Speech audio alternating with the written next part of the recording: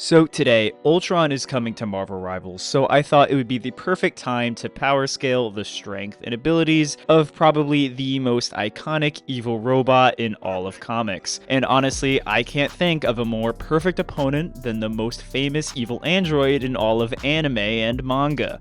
Perfect Cell. Both of them are evil and ever-evolving robotic opponents that threaten the entire universe and had the potential to defeat entire teams of their respective universe's heroes. But similarly, they are almost always outdone by their own ego and underestimation of their opponents. So join me today as we discover which aura farming robot is truly the ultimate artificial life form. If you like this kind of stuff, make sure to like and subscribe, and let's jump right in.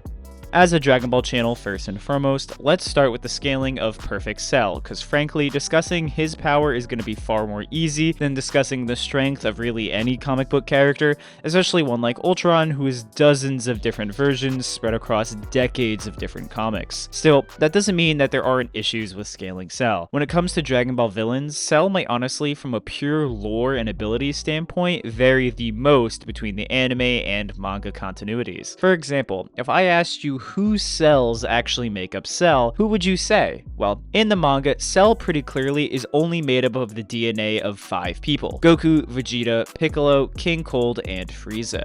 However, the anime kind of implies that far more Z fighters were added to the mix, as both Cell and the Cell Juniors for some reason are able to use the techniques of the human Z fighters, notably the Tri-Beam and the Destructo Disc, implying he has Krillin and Tien's DNA as well. Either way, in this sense, Cell is a bit of a potential man because there are multiple techniques he should be able to use but just never uses. So for this video, we are not using a hypothetical Cell who maximizes his techniques. So no giant form Kaioken Spirit Bomb or anything like that. With that understood, let's get into how actually strong he is. Even just in his imperfect form, before even absorbing the energy of a bunch of people, there are numerous outright statements and implications that Cell is on the level of or already is slightly beyond the strength of Android 17 and 18. Regardless of these implications though, by the time he does return to absorb Android 17, he's grown so powerful that Piccolo's attack, which would have outright killed 17, is literally incapable of doing damage to Cell. This already puts Imperfect Cell's strength well into the star ranges of power at worst, as there are already multiple one-shot differences between him and the likes of Frieza, who even in his first form could create massive star-sized explosions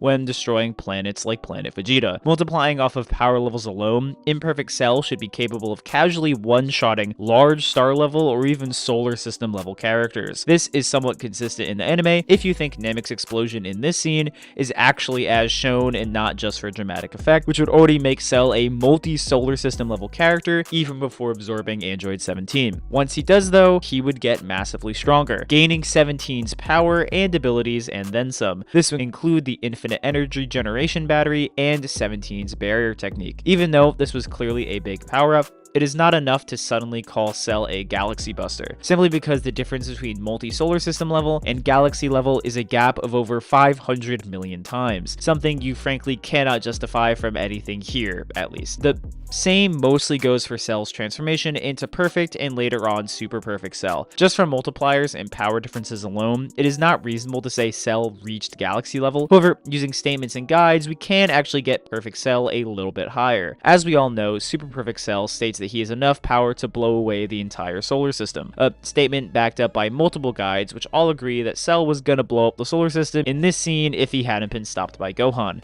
Now, compared to what we just talked about, this doesn't help Cell scaling at all because he's already pretty casually a solar system buster. However, some guides imply that the solar systems in Dragon Ball are actually galactic nebula that contain within it multiple stars. If this is true, this might explain what Cell was talking about, and that in fact he's actually a galaxy buster in power and was just talking about the solar system, which is simply that large. However, beyond even his galaxy level scaling, there are a handful of statements across the manga, but even more so in the anime, that describes Cell as a being with infinite battle power who threatens threatens the entire universe. Now, if these are to be taken literally, then Cell at his pinnacle would be high universal to infinite 3D in power. When it comes to abilities, we already began to talk about them, but Cell is repeatedly stated to be a perfect fighter. Essentially, besides those who can use the techniques of the gods, Cell is still one of the most skilled warriors to exist in Dragon Ball canon, bolstered by his regeneration, which allows him to come back from a single cell, and key abilities of nearly every relevant fighter of his era. It's safe to say that defeating Cell is no easy task. So let's see if Ultron is up for it. Now, when it comes to Marvel characters, Ultron is one of the most interesting to cover because over his history, he has gone through clearly established new incarnations and versions, ones that usually build upon the previous and become stronger. Initially, Ultron started with numerical titles, going from Ultron 1 to about 17, before kind of dropping that naming scheme entirely while continuing to evolve. Since then, Ultron has been an alien emperor, a woman, a cyborg fused with his creator Hank Pym, and even the all-father of Norse mythology. Consistently across all these versions is that Ultron is almost never a threat that can be handled by just one hero. Across his history, multiple different versions of Ultron have taken down entire teams of Avengers at once, and usually they don't even win by overpowering him and his adamantium metal body, beating him by using things outside the box like anti-metal or viruses or whatnot. For those who don't remember, adamantium is the same thing that Wolverine's bones are made out of, and in pretty much every instance are treated as unbreakable and indestructible. Along with all of Ultron's feats, his most impressive showing are taking on some of the iconic heavy hitters of Marvel. He's beaten Thor multiple times, even when Thor had backup, pretty easily beat Sentry on a one-on-one, even when he was seemingly tapping into the void, and literally off-screened Silver Surfer so hard that Lifebringer Galactus needed to step in, which does somewhat show a cap on his apparent power. For now though, as Sentry has recently gotten popular due to the Thunderbolts, let's quickly cover his scaling, understanding that an old, inferior version of Ultron was able to take him down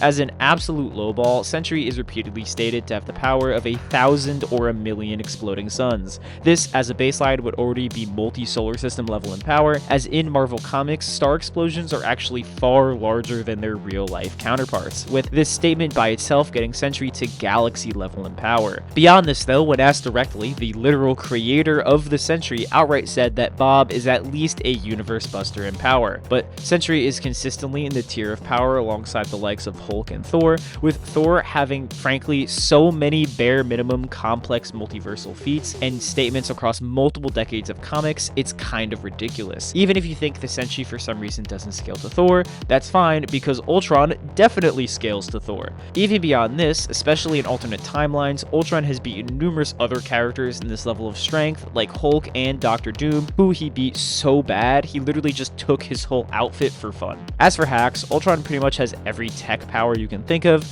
most kinds of energy and matter manipulations down to the atomic level, is almost always made out of non-breakable metal, and especially recently is one of the smartest characters in the entire Marvel universe. So, is it time for a Cell game or an Age of Ultron?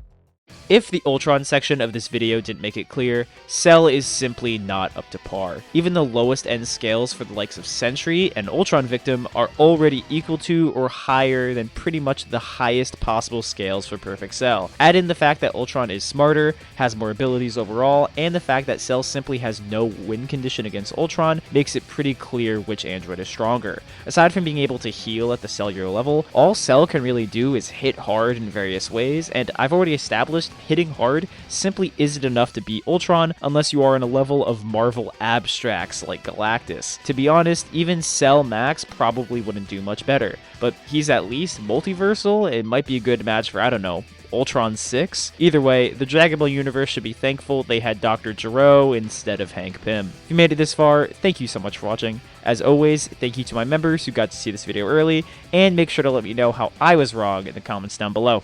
See ya!